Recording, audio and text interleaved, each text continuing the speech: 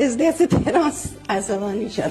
شما یه جمله گفتین که چند میلیون نفر رفتن تو اینترنت سرچ کنن بگن معنی سترکه چیه. حالا خودتون بگین معنی سترکه چیه. وقتی که مثلا برای چشم و نظر میخواستن اسفند بریزن رو آتیش میگفتن این سترکه اینا 3 تا ترک داره. بعد میگفتن اسفند و اسفندونه، اسفند 33 دونه، اسفند خودش میدونه قیم و پوش و بیگونه، یعنی هر کی چشم زده صلی علی سترکه چشم حسود بترکه. خب چی شد شما به جای حسود گفتین ترامپ؟ ازدواج تراس عصبانی شد. شما شنیدین که میخواین بلاگر بشین، میخواین پیج بزنین، داستان چیه؟ چجوری مثلا؟ نه همه میگن که این جمله رو شما اومدین بگین که بعدش میخواین مثلا پیج بزنین.